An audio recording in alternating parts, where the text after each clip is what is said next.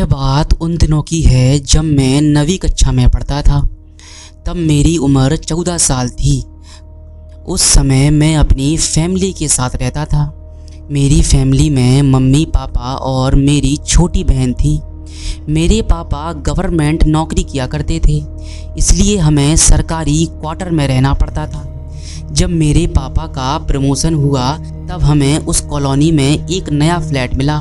उसके बाद हम उस नए फ्लैट में शिफ्ट हो गए।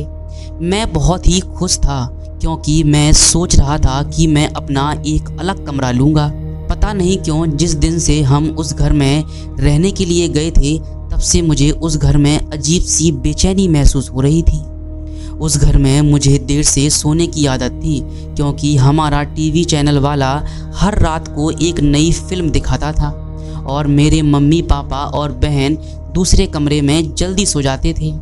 शुरू में तो सब कुछ ठीक था, लेकिन अचानक मुझे एक रात को जब मैं अपने बेड पर बैठकर मूवी देख रहा था तो अचानक मुझे रूम के बाहर किसी की आवाज़ सुनाई दी। मुझे लगा मम्मी यहाँ पानी पीने के लिए उठी होगी। मैंने ध्यान नहीं दिया, लेकिन हाँ टीवी की आवाज़ थोड़ा धीमा कर दिया। लेकिन 4-5 मिनट के बाद वह आवाज़ फिर से आने लगी। वह आवाज़ किसी के औरत के चलने की पायल की आवाज़ थी, जैसे कि छन छन छन, बिल्कुल ऐसे ही आवाज़ आती थी। मैंने टीवी का आवाज़ बिल्कुल बंद कर दिया, लेकिन बाहर से वह आवाज़ आ रही थी। यह आवाज़ सुनकर मेरा शरीर कांपने लगा और मेरे रोंगटे खड़े हो गए। आवाज़ लगातार आ रही थी, 4-5 मिनट के लिए सुनाई देती थी, उसके बाद बंद हो जाती थी।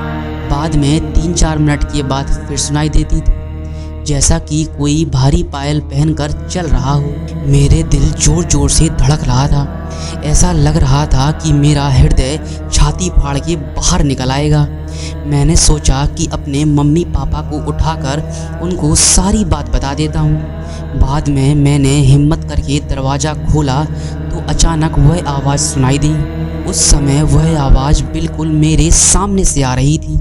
ऐसा लग रहा था कोई नई परिणित स्त्री चलकर मेरे पास आ रही हो, लेकिन सिर्फ आवाज़ आ रही थी। सामने कोई भी दिखाई नहीं दे रहा था। आवाज़ भी बिल्कुल स्पष्ट सुनाई दे रही थी। मैंने मम्मी पापा को जगा दिया और उनको सारी बात बता दी। मेरे पापा इस बात को मानने के लिए बिल्कुल तैयार ही नहीं थे। वैसे भी वह सब नींद में थे। किसी ने मेरी बात पर ध्यान नहीं दिया। मैं अपनी मम्मी पापा के साथ उनके कमरे में सो गया। ऐसे ही 3-4 दिन निकलने के बाद एक रात को फिर से वो आवाज़ सुनाई दी। बाद में मुझे उस आवाज़ की आदत पड़ गई। आवाज़ आने का कोई भी समय पक्का नहीं था। कभी कभी वह आवाज़ 10:30 बजे आती तो कभी कभी 11 बजे आती, परंतु एक बात तो पक्की थी कि वह आवाज़ सिर्फ मुझे सुनाई देती थी और दूसरों को नहीं सुनाई देती थी। कभी कभी वह आवाज़ मुझे बहुत डरा देती थी। 8-9 महीने के बाद हमें एक नया फ्लैट मिल गया और हम वहाँ पर शिफ्ट हो गए। उसी फ्लैट में हमारी जगह पर जो नए लोग रहने के लिए आए थे वह हमारे जान पहचान के लोग थे। उनका बेटा मेरा बहुत अच्छा दोस्त था। उनका फैमिली काफ़ी बड़ा था। एक दिन वह अंकल हमारे घर पर आए और हमसे पूछा कि क्या आपको कभी कोई आवाज़ सुनाई देती है। बस यही बात सुनकर मुझे पूरा यकीन हो गया कि वह मेरा वहम नहीं था। वह आवाज़ अंकल के पूरे परिवार ने सुनी थी। आखिर मेरे मम्मी पापा को यकीन हो गया कि मैं झूठ नहीं बोल रहा था। बाद में उन लोगों ने घर में पूजा पाठ कराया। हमने यह बात जानने की कोशिश की कि आखिर वह आवाज़ किसकी थी।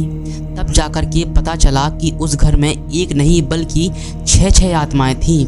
उस बात को 14 साल बीत गए हैं और अब मैं बड़ा हो गया हूँ। मुझे पता नहीं कि अब भी वह आवाज़ आती है कि नहीं आती है, लेकिन आज भी उस आवाज़ के बारे में सोचता हूँ तो मेरे मन में अजीब सा डर लगने लगता है।